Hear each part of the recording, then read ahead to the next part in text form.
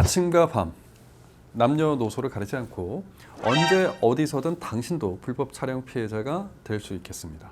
오늘은 소위 몰카라고 하는 카메라 등을 이용한 촬영죄에 대해서 다뤄보려고 하는데, 카철죄는 아주 안 좋은 습관과 같은 범죄라고 할 수 있죠.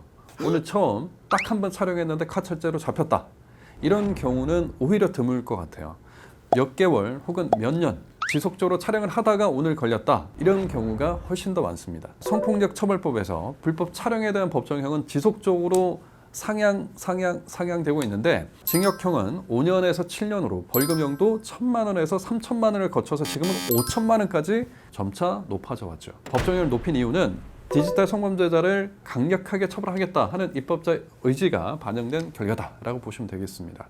몰카, 그냥 합의하고 반성문 쓰면 간단하게 끝난다, 이렇게 안일하게 생각하시는 분들이 아직도 계시는데, 물론 카철죄 판결을 보면 전체 사건에서 실형 비율이 20% 수준밖에 안 될 수 있겠다라는 판단도 할 수 있는데, 그러나 카철죄는 성폭력 처벌법에서 규정하고 있는 만큼 실형을 피했다고만 해서 끝나는 것도 아니고요, 예상 밖으로 실형 선고가 되는 범죄이기도 하다, 이 부분도 명심하시면 좋겠습니다.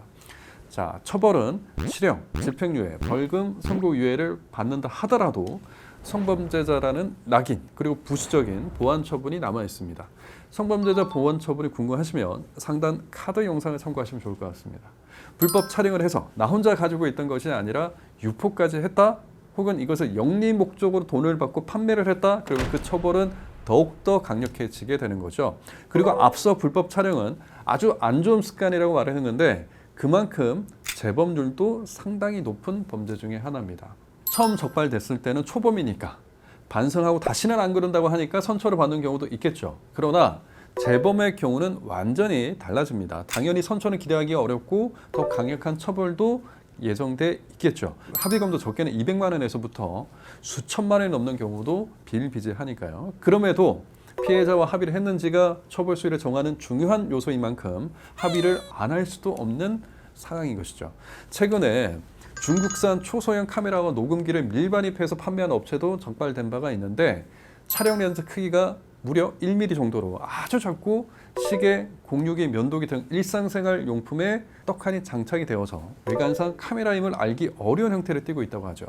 이렇게 불법 촬영을 위해서 의도적으로 만들어진 장비가 점차 늘어나고, 피해자는 본인이 불법 촬영의 피해자임을 인지할 수조차 없는 상황 점점 많아지고 있습니다. 불법 촬영으로 적발되었을 때 휴대전화는 제출해야 하는 것인지, 포렌식 결과 이전에 촬영했던 사진이 나오면 어떻게 되는 것인지, 이전에 카철죄로 적발되었는데 또 적발된 것이면 어떻게 되는지, 자, 이처럼 카메라 등을 이용한 촬영죄는 혼자서 대응하기가 쉽지 않은 사건에 해당하죠. 궁금한 부분은 댓글로 문의 남겨주시고, 자, 여러분의 어려움은 형사이신 박상현 변호사가 해결해 드리겠습니다.